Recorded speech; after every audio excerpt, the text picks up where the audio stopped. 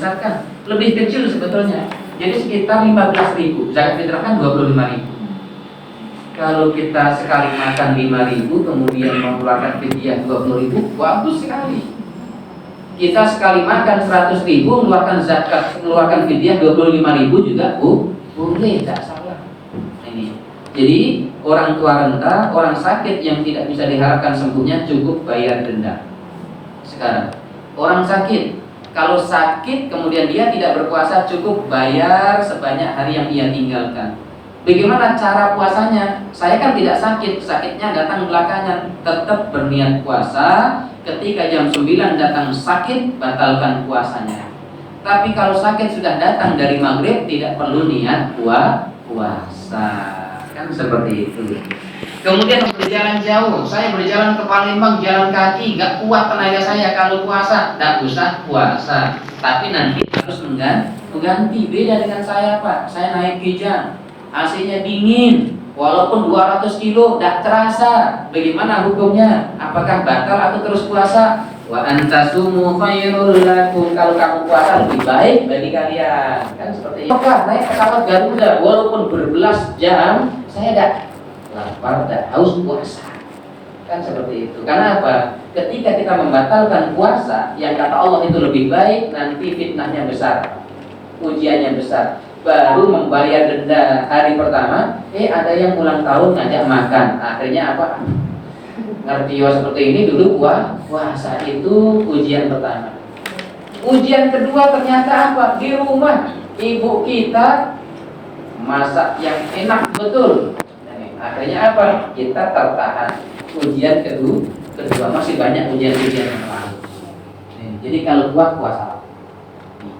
Kemudian yang diperbolehkan membatalkan puasa bagi musafir berapa kilo? 96 kilo. Itu boleh membatalkan puasa. Hadis Rasulullah. Yang terakhir, ibu hamil dan menyusui. Ini ada dua kelompok. Dia tidak puasa karena orang lain. Yang kedua, tidak puasa karena diri sendiri. Bu, kenapa tidak puasa Bu? Saya kan hamil, kalau saya puasa pingsan. Nah, ini kelompok pertama. Kenapa Bu tidak puasa? Saya kan menyusui. Kalau saya puasa, air susu keluar, pingsan saya. Akhirnya apa? Dia tidak perlu berpuasa, hanya harus membayar di waktu yang lain. Ini ibu kelompok kedua beda. Bu, kenapa tidak puasa? Memangnya tidak kuat? Saya kuat puasa. Saya kuat puasa sebulan penuh kuat. Namun kasihan ini si kecil saya gendong ini kasihan. Kalau saya puasa air susunya tidak banyak, dia sakit.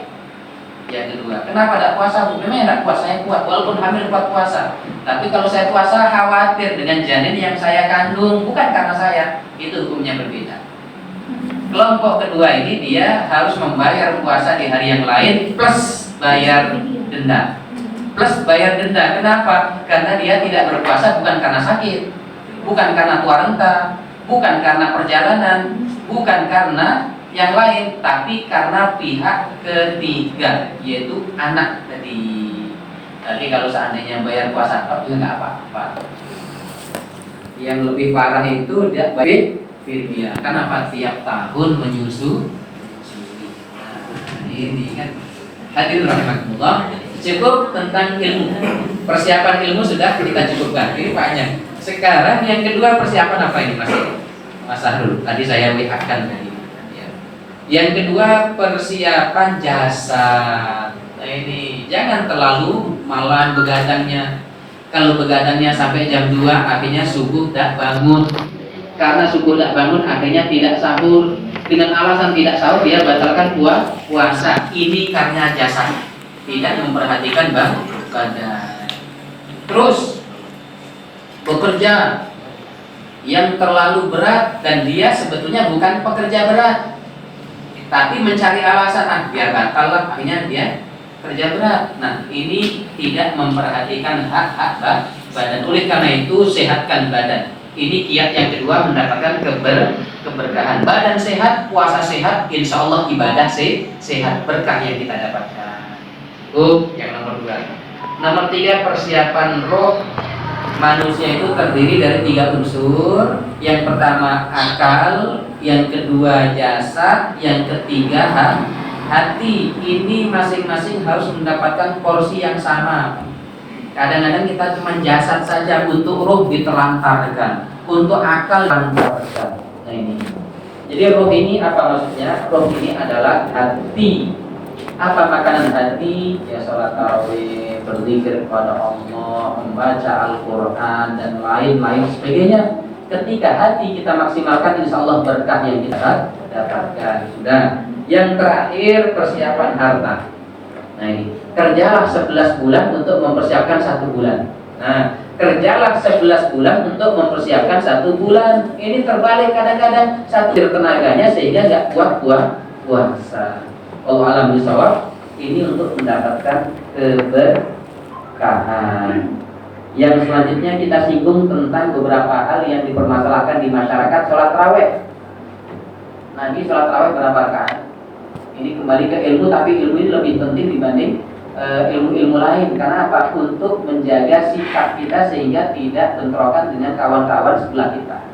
Gara-gara rakaat, bentrok, pindah masjid, tidak tegur sapa dan lain sebagainya. Nabi berapa rakaat?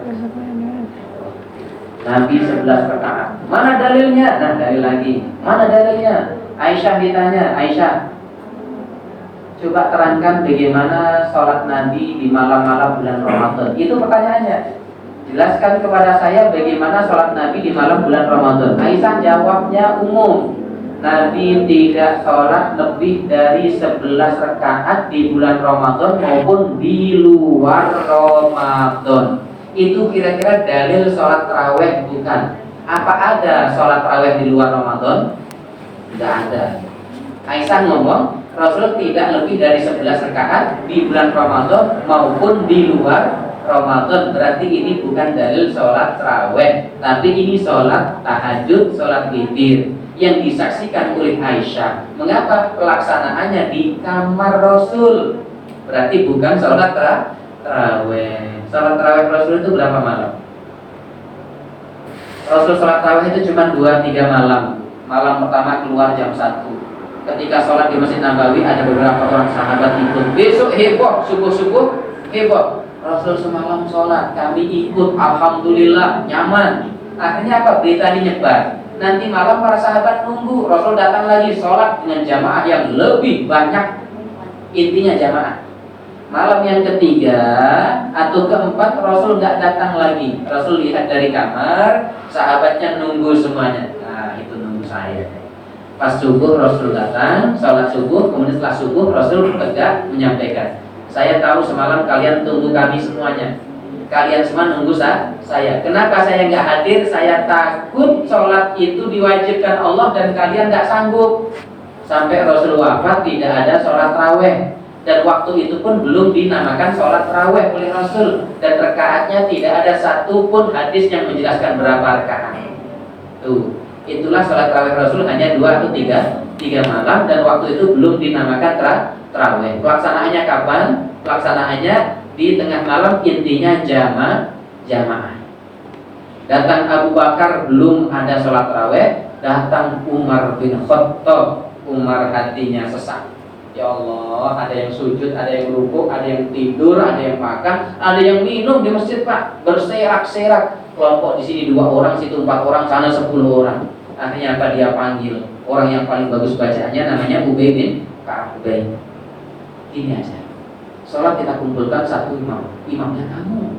Bagaimana? Siap? Malam pertama. Malam kedua, Abu Bakar kan presiden Pak. Abu Bakar ini kan Rais, pemimpin. Dia keliling, lihat dari belakang. Allahu Akbar, rukuk, semuanya rukuk.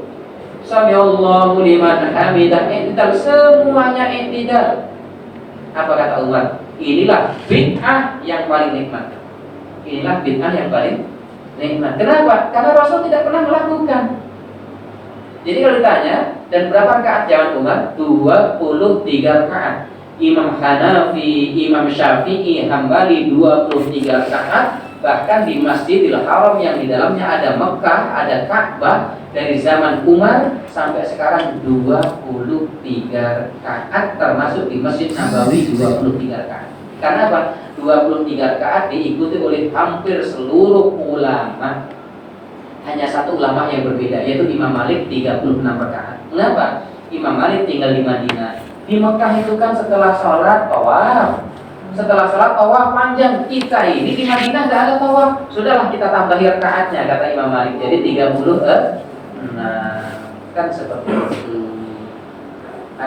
Dan dulu di Indonesia 1800 seluruhnya 23 rakaat.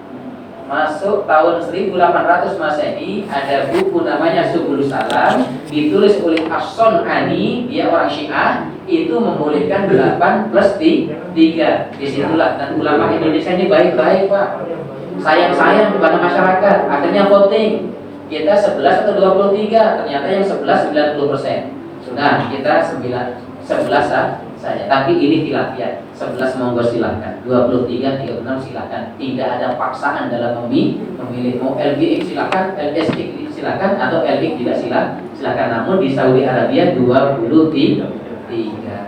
Kami pesantren 11 dan kami keliling juga 11. Namun dalam hati pengennya 23. Hadirin rahimahullah. Terakhir, yang terakhir witir, bikin ribet juga.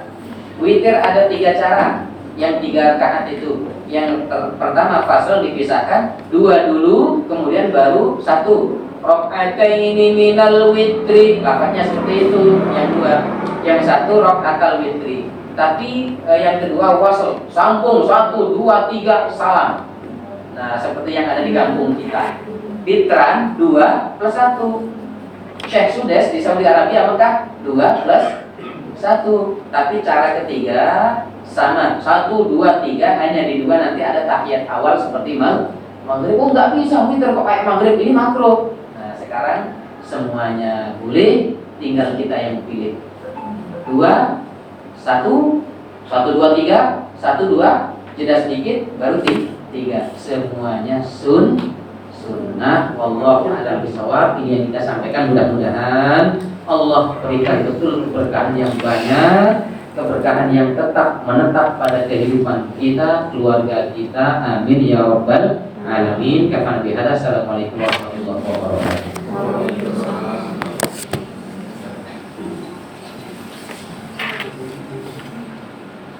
Yang tadi yang kajian tausiah yang telah disampaikan oleh Ustaz Harun Rasyid Bidai terkait tema kita yaitu meraih takwa di penuh berkah.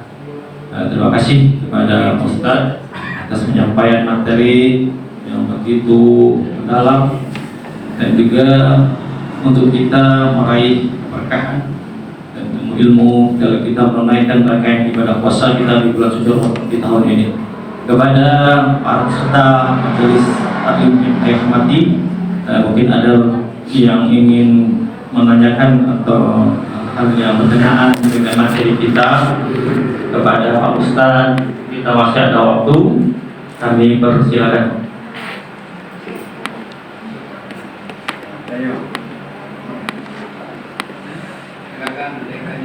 Silakan pada apa ibu-ibu dulu boleh yang mau ditanyakan.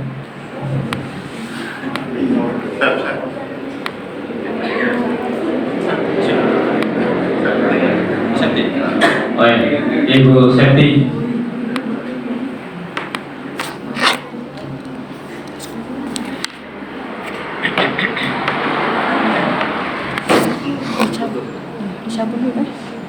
Cabut. Assalamualaikum warahmatullahi wabarakatuh. Waalaikumsalam. Ini Pak Ustaz, waktu masih SD, jadi waktu itu dilanggar kan. Jadi Pak Ustaz ini cerita ini Pak, kalau seandainya bulan Ramadan itu datang, bagi yang sudah meninggal itu ditangguhkan penyiksaannya. Pokoknya setelah Ramadan selesai baru kembali, atau kalau yang ada penyiksaan kubur gitu. Apa benar itu Pak Ustaz? Yang pertama, yang kedua, sholat witir itu katanya menutup sholat malam gitu. Kalau seandainya sebelum sahur untuk sholat tahajud, apa perlu sudahnya sholat witir kembali? Terima kasih. Assalamualaikum warahmatullahi wabarakatuh. Waalaikumsalam. Ada yang lain sekalian? Sekalian langsung tiga.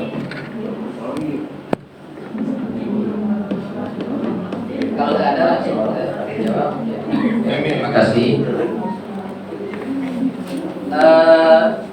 Banyak cerita seperti itu.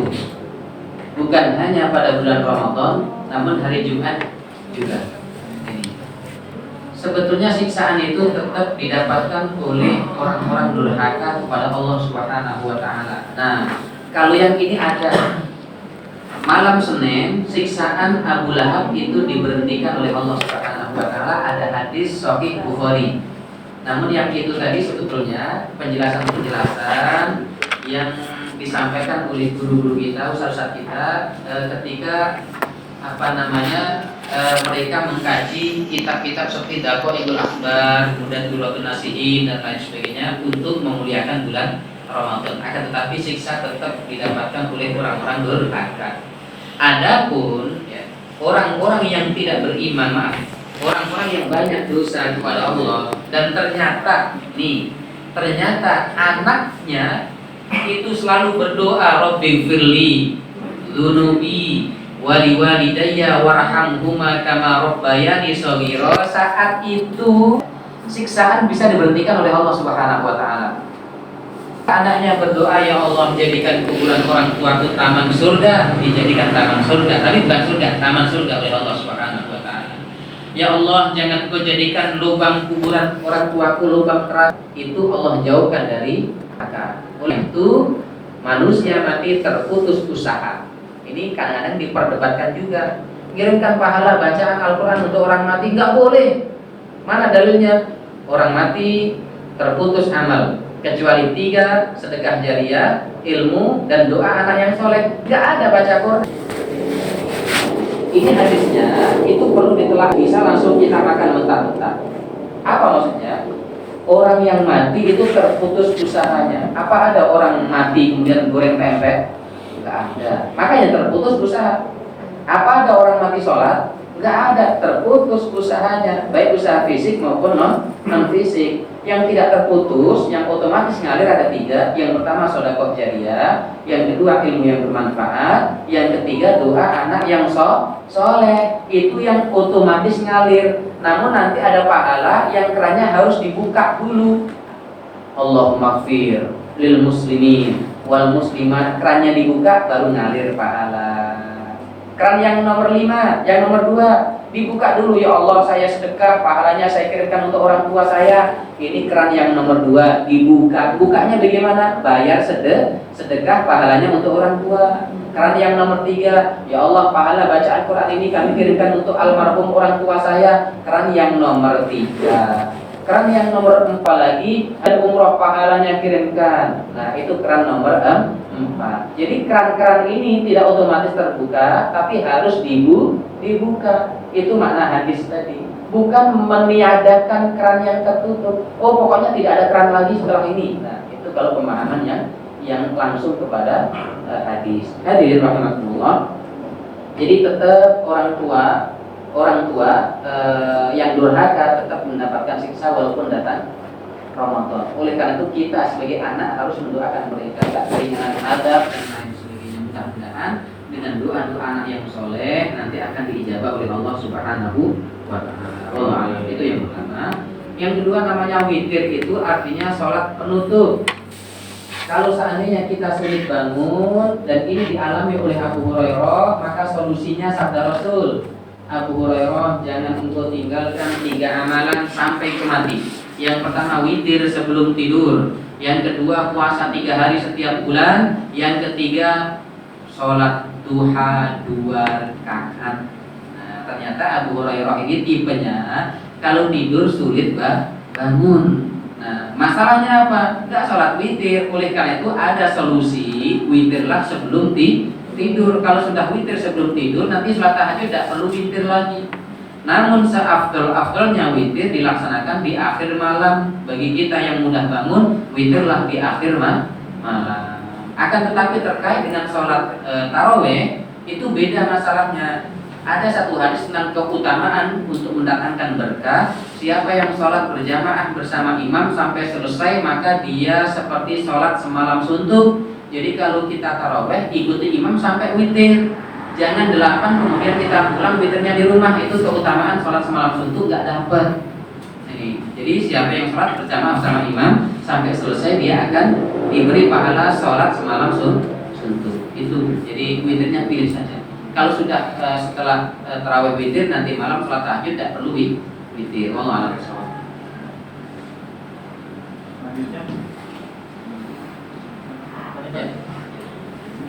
Terima kasih. Ini terkait yang pernah mendengarkan ceramah. Jadi mengatakan bahwa siapa yang tidak dalam tapi itu pahalanya lebih baik daripada doa. Itu hadisnya. Terima kasih. Ungkapan yang senada sangatlah banyak tentang ini. Bahkan nanti ada satu ungkapan, setan itu lebih takut satu orang pintar, bukan minteri Pak ya. Setan itu lebih takut kepada satu orang yang pintar agama daripada 1000 ahli ibadah. Mengapa demikian? Orang beribadah tanpa ilmu, setan tidak takut, malah suka. Orang beribadah tanpa ilmu, setan tidak takut, tapi justru itu disukai setan. Orang satu yang berilmu tadi itu dikasih setan. Wah, ini kalau bangun bahaya, ini membenarkan kesalahan-kesalahan orang yang sedang sholat atau sedang beribadah. Seperti itu. Itu senada. Kemudian orang yang berilmu itu adalah satu kelompok yang tidak dilaknat. Dunia terlaknat, isinya kecuali 4. Yang pertama zikir, yang kedua kebaikan-kebaikan, yang ketiga orang yang berilmu, yang keempat orang yang mencari ilmu. Kemudian orang yang berilmu itu disolawati oleh penduduk langit, penduduk bumi, oleh malaikatnya, ikan-ikan di lautan, semut-semut di sarangnya. Orang yang berilmu, tapi ilmu yang mendekatkan kita kepada Allah, bukan ilmu yang menjauhkan kita dari Allah. Jadi itu senada. Ya. Oleh karena itu ketika ada pengajian, kemudian datang waktu sholat pun bisa ditunda dulu. Kadang-kadang kita saking semangatnya, ustaznya jauh lagi dari panglima. Pas Allahu Akbar langsung kita kapuk beduknya tanpa ada aba-aba. Itu juga kurang bagus. Jadi kalau seandainya dimundurkan sejenak untuk menutup, nanti diulang lagi silakan. Karena apa? Mencari ilmu itu lebih utama daripada sholat Akan tetapi kalau sudah sering mencari ilmu, waktu sholat harus kalau sesekali nggak jadi masalah. Kemudian contoh ini. Ada juga Allahumma laka sumtu. Wah, ini nggak boleh gitu, dalilnya nggak sahih. Sahih nggak sahih itu sebenarnya bukan urusan kita. Ya, terkadang maknanya yang diambil. Allahumma laka sumtu ini tidak sahih. Yang benar adalah zahabat dhama'u waqtalil unuqu wa sabatil ajru insyaallah. Permasalahannya gini. Menjelang berbuka puasa itu disunahkan, dianjurkan untuk berdoa. Nah, berdoa itu permintaan. Permintaan itu harus dimengerti oleh orang yang minta. Oleh karena itu berdoa dengan bahasa Prabu Muli itu lebih afdal daripada bahasa Arab kalau kita tidak mengerti. Jadi kalau Allahumma laka sumtu, jangankan Allahumma laka sumtu, kita berdoa ya Allah lunasi hutangku, ya Allah sembuhkan anakku, ya Allah, ya Allah, ya Allah. Itu boleh, apalagi Allahumma laka sumtu kan seperti itu. Kalau zahabal dhama'u ya Allah, zahabal dhama'u, dahaga hilang. Wabtalatil uruku, otot-otot basah dan tetap mendapatkan pahala, itu dibaca setelah kita minum. Nah, kenapa? Konstruksinya tadi otot-otot basah, dahaga telah hilang. Inilah doa-doa yang dibaca saat-saat berbuka puasa. Wallahu a'lam bishawab.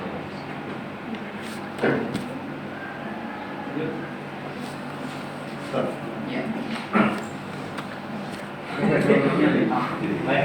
Kalau menyikapi kita kan terlambat sahur Ustaz ya. Jadi kan dijelaskan Ustaz bahwa yang dimaksud apa diperbolehkan makan itu yang azan pertama. dan pertama itu kan azan sebelum waktu subuh, ya kan? Kalau di sini mungkin jarang ya, di beberapa daerah ada.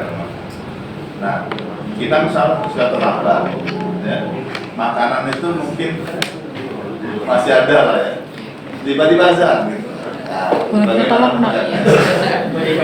Ada yang menyikapi masalah ini. Jadi gini, kalau azan berkumandang dan makanannya itu ditanya, itu ya terpaksanya boleh dimakan. Tapi jangan yang di sana kemudian dikumpulkan, kemudian kita makan itu tidak boleh lagi. Walaupun Imam Nawawi mengatakan yang sudah di mulut pun harus dimuntahkan, namun ada ulama yang mengatakan kalau sudah di tangan, misalkan gelas sudah di tangan, minumlah walaupun sudah ada. Oleh karena itu, walaupun banyak yang menentang imsak, Pak, imsak itu tidak ada dalam Islam, imsak itu bid'ah dan lain sebagainya, agar supaya kita tidak terlambat seperti kasus ini tadi. Imsak itu kan sebetulnya peringatan, lampu kuning, sebentar lagi nggak boleh makan, nggak boleh minum. Oleh karena itu berhentilah. Nah, imsak dalam artian peringatan. Apa salah acara jam 10 kepada para hadirin diharapkan hadir 10 menit sebelum acara, salah nggak? Tidak salah. Jadi yang mau imsak juga silakan, ribut masalah imsak. Itu kan untuk kehati-hatian alias lampu kuning. Terkait arti imsak itu puasa atau persiapan, ya tergantung kita yang melaksanakan. Kan seperti itu.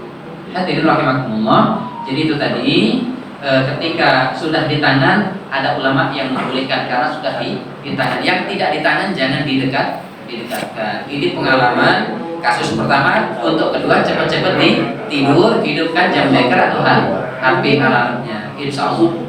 Karena apa? Sahur yang terbaik yang mendatangkan berkah adalah mengakhirkan sahur.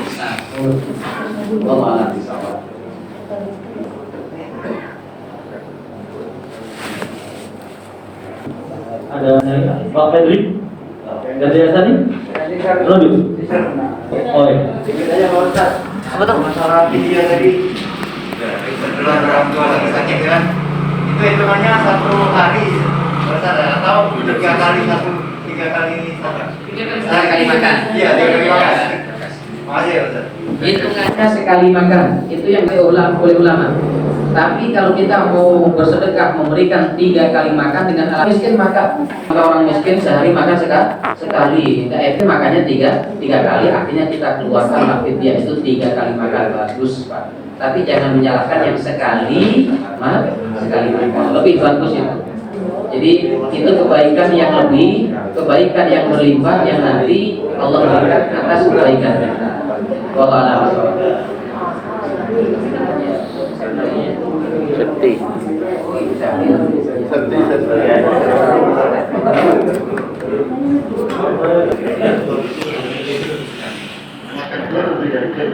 Yang masalah video tadi Pak Ustadz. Jadi tahun 2016 itu ngelahirin Pak Ustadz lagi hamil. Jadi 30 hari itu dibayar video. Terus 2 tahun sui dibayar video. Terus 4 bulan dari situ hamil lagi. Video juga. Terus tidak dibayar maksudnya Pak Ustadz. Jadi apa selesailah kewajiban aku bayar video itu, atau aku bayarnya berarti utangnya itu? Terima kasih. Jadi kalau memang tiap tahun hamil dan menyusui, bayar fidyah saja, karena tidak ada kesempatan untuk membayar. Namun tadi udah kita jelaskan, ibu hamil dan menyusui dia tidak puasa karena tidak kuat, itu harus membayar puasa, bukan fidyah, harus membayar puasa. Ibu hamil dan menyusui dia tidak berpuasa karena anak, dia harus membayar puasa plus bayar fidyah. Jadi yang berat ya, berat sekali ternyata. Itu saking beratnya puasa. Jadi yang membayar fidyah saja itu pendapat yang tidak kuat. Jadi ibu hamil menyusui bayar fidyah saja tidak kuat. Kenapa? Dia tidak ada alasan. Bukan sakit, menahun, bukan kuat. Tapi kalau sudah lewat jauh, sudah bayar fidyah saja. Yang lewat jauh bayar fidyah saja. Kalau bayar puasa sudah nunggu, bukan berarti nunggu itu kemudian 2 kali lipat, tidak Pak. Nah, dalam mazhab Syafi'i seperti ini, saya meninggalkan puasa sampai puasa ini belum terbayarkan yang kemarin. Saya bayar setelah habis bulan ini. Itu tetap membayarnya sekali, cuman ada plusnya. Plusnya bayar fidyah. Seperti itu. Yang sudah tertunda satu tahun, yang tidak tertunda tetap. Allah Rasulullah. Jadi memang itulah oleh karena itu Rasulullah mengajarkan anak-anak kecil pada zamannya itu untuk melakukan puasa. Ada nggak puasa setengah hari? Ada yang jawab tegas, tidak ada puasa setengah hari. Yang namanya puasa itu harus 1 hari. Tidak ada korban itu 100.000 rupiah. Namanya korban itu minimal 3 juta. Betul yang dia sampaikan. Tapi anak-anak SD, SMP yang latihan korban jangan disalahkan. Ini anak SMP disalahkan. Korban kok 100.000, korban apaan nih? Bid'ah. Kawan, yang namanya umroh itu pasti di Mekah. Tapi kalau manasik umroh itu boleh di Pertamina. Yang namanya korban itu harus 3 juta untuk dapat 1 ekor kambing. Yang namanya latihan korban, jangankan 100.000, 1.000 juga boleh dong latihan. Nah, yang namanya puasa dari subuh sampai maghrib. Yang namanya latihan puasa ya 1 jam pun boleh. Namanya juga latihan. Kadang-kadang kita terlalu keras. Wah, ada puasa setengah hari, bid'ah ini kan. Namanya latihan, nggak jadi masalah.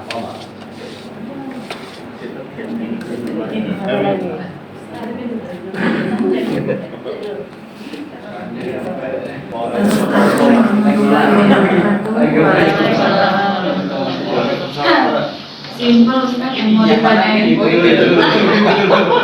Yang megang minta. Ya, boleh Bu ya. Iya, simpel Ustaz.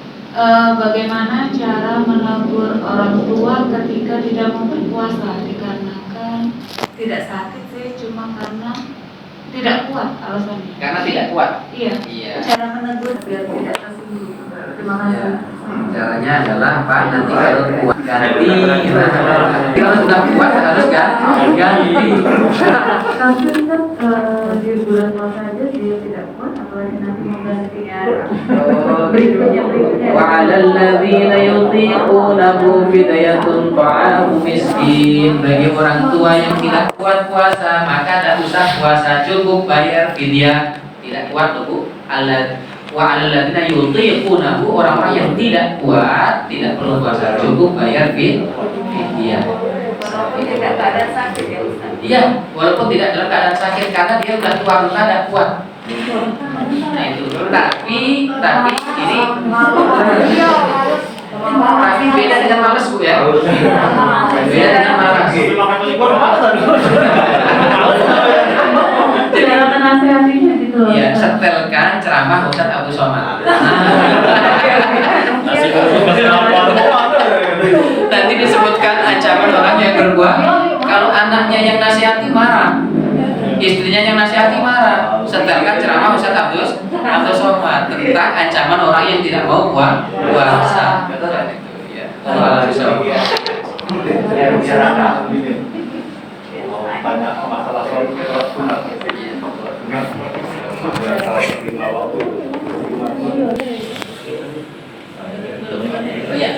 Sholat sunnah. Jadi gini, jangan sampai kita sholat taraweh tapi sholat bagian kita tinggalkan. Ini kebanyakan masyarakat lagi Ramadan semangat takbir isya tidak dilaksanakan. Sesungguhnya sholat sunnah yang paling utama adalah sholat sunnah yang mengiringi sholat fardu baik sebelum maupun sunnah. Jadi yang diperintahkan sholat sunnah sebelum dan setelah sholat wajib itu sebelum subuh. Sebelum subuh. Iya, dari subuh, dari duhur. Di awal. Setelah subuh tidak ada sholat sunnah. Dia setelah subuh tidak ada. Dia di awal, sebelum ya. Sebelum. Nah, kemudian duhur itu sebelum duhur ada sholat sunnah 2 rakaat atau 4 rakaat. Kalau 4 rakaat 2. Jangan langsung terabas 4, 2 salam, kemudian 2 salam. Setelahnya juga 4 rakaat, 2 salam, 2 salam. Asar itu ada sebelum, setelahnya tidak ada. Walaupun kita ikhlas setelah asar sholat, ditertawakan anak-anak nanti. Nah, kemudian maghrib itu sebelum ada, setelah ada, tapi kalau sebelum maghrib tidak begitu dikuatkan. Yang dikuatkan setelah maghrib. Isya sebelumnya ada, tapi tidak dikuatkan. Yang dikuatkan adalah setelah Isya. Sehingga jumlahnya subuh sekali sebelum, zuhur 2 kali setelah dan sebelum, asar sebelum saja, maghrib setelah dan sebelumnya, isya sebelum dan setelahnya, ada 8 waktu. 5 sangat dikuatkan, yang 3 biasa-biasa saja. Tapi waktu yang paling mustajab untuk berdoa adalah antara adzan dan iqamah. Oleh karena itu walaupun maghrib kasih jeda, walaupun hanya 5 menit, untuk apa? Berdoa kepada Allah. Bilal ditegur Rasul, Bilal jangan cepat-cepat qomat. Karena apa? Itu sopir mau memarkirkan mobilnya. Kalau konteksnya sekarang, itu orang yang sakit perut sedang di kamar kecil itu, biar selesaikan hajatnya. Orang yang masih makan tinggal 3 suap, selesaikan dulu. Kan seperti itu. Baru sholat dengan tenang. Jangan pas adzan selesai langsung qomat. Parkir belum selesai, susah lagi setelah parkir selesai sholat. Nah, ini kan susah. Oleh karena itu ada jeda. Seperti itu Pak. Jadi yang tidak ada hanya habis subuh, habis asar, dan itu saja. Setelah subuh dan sesudah asar, sebelum maghrib ada, tapi tidak dikuatkan. Kemudian gini, ada waktu-waktu yang diharamkan sholat. Kapan? Ketika matahari terbit itu haram sholat. Ketika matahari terbenam dan ketika matahari di atas ubun-ubun, kecuali sholat itu yang punya sebab. Saat setelah asar, misalkan setelah subuh tahu-tahu ada orang meninggal, itu boleh sholat jenazah. Setelah subuh ada gerhana bulan, boleh sholat gerhana. Yang tidak boleh itu adalah sholat mutlak dan sholat sunnah yang tidak ada sebabnya. Tapi kalau ada sebabnya dibolehkan sholat walaupun waktu terlarang. Allah.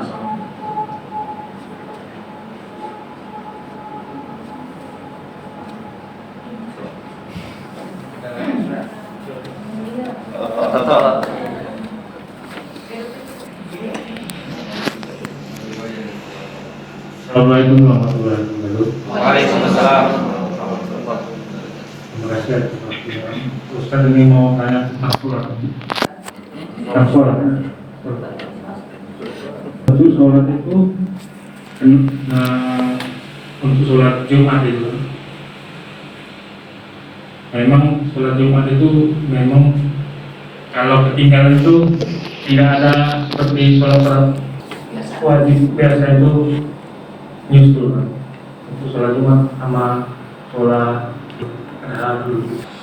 Terus untuk sholat itu kadang saya perhatikan ada yang nastagfirullahaladzim, ada yang astagfirullahaladzim.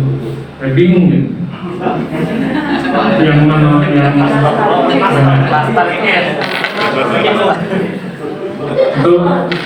itu untuk kurban itu saya pernah dengar ceramah yang baru menjaga kan. Katanya untuk satu kurban itu atau hewan itu untuk satu keluarga. Nah ini saya ini bingung karena kami ini ada arisan. Jadi arisan sapi itu 7 orang. Jadi saya bingung kan untuk keluarga siapa atau memang dibenarkan. Bisa juga. Nanti kalau ada lagi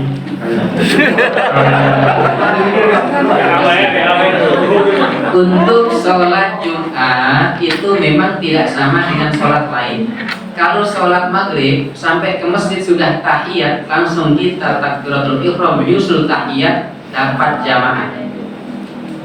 Sholat maghrib, sholat isya sampai masjid sudah rakaat terakhir, kita ikut dapat jamaah. Tapi kalau Jumat itu ada batasan 1 rakaat minimal. Jadi kalau tahiyat dia nggak dapat. Tapi kalau pas tegak tahiyat rakaat yang kedua dia ikut, kemudian tegak bersama imam, maka dia dapat sholat Jumat. Tapi harus bayar kekurangan. Setelah salam dia nambah 1 rakaat. Wah ini langka tapi Pak, langka seperti ini. Karena memang persiapan namanya. Ini yang pertama. Nastaghfirullahalazim. Dalam bahasa Arab minta ampun itu ada 14 ungkapan. Yang pertama, kalau orangnya satu, saya astaghfirullah, saya minta ampun. Kalau orangnya dua atau banyak, nastaghfirullah, kami minta ampun. Kalau kamu laki-laki, tastaghfirullah, kamu laki-laki, satu orang minta ampun. Kalau dua orang laki-laki, kamu dua orang laki-laki, tastaghfironillah. Kalau kamu orang banyak, tastaghfirunallah. Jadi itu kaidah bahasa Arab dalam hal kata ganti saja, Pak. Jadi kalau imam memimpin nastaghfirullah berarti membawa kami minta ampun ya Allah. Mengapa orangnya banyak? Walaupun orangnya banyak tapi kita tetap ngotot astaghfirullah juga tidak salah. Seperti itu tinggal pilihan saja. Allahumma inna nas'aluka salamatan fid din wa afiatan fi jasadina wa maghfiratan ba'da mautina. Itu ada kata-kata nahnu. Allahumma arhamna bil Qur'an, ya Allah rahmati kami dengan Al-Quran. Tapi kalau satu, Allahumma arhamni bil Qur'an, rahmati aku ya Allah, kan seperti itu, nggak jadi masalah.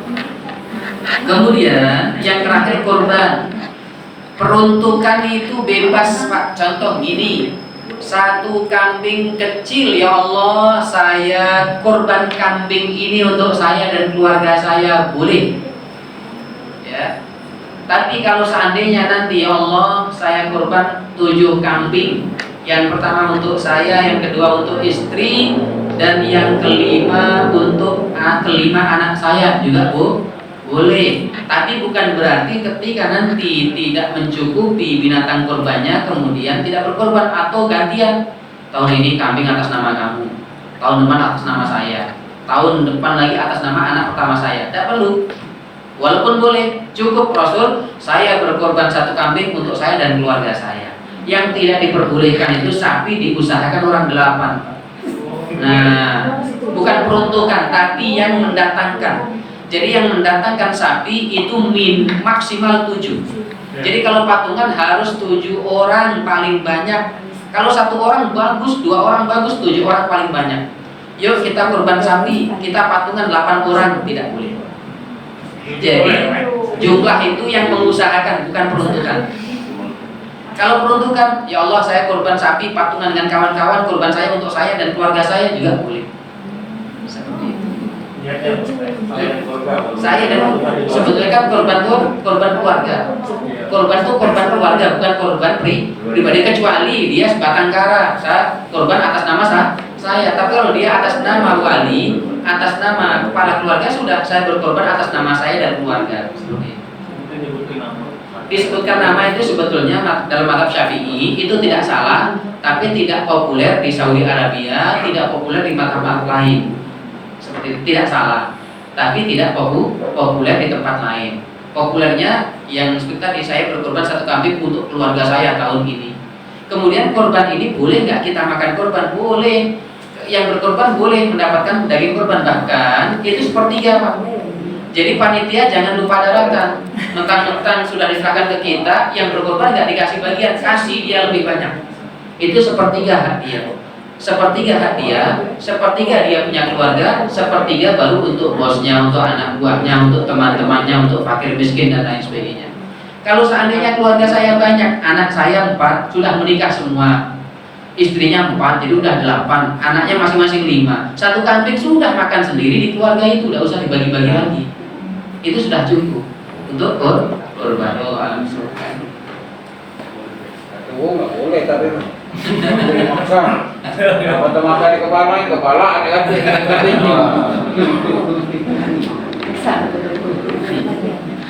Demikian lagi pertanyaan terakhir untuk kajian kita karena sudah menjelang zuhur dari kegiatan yang lainnya. Untuk peserta pengajian sekalian, kita nanti masih ada waktu lagi Kamis, 2 kali Kamis lagi, insya Allah kita ada pengajian lagi dengan materi-materi yang berbeda. Jadi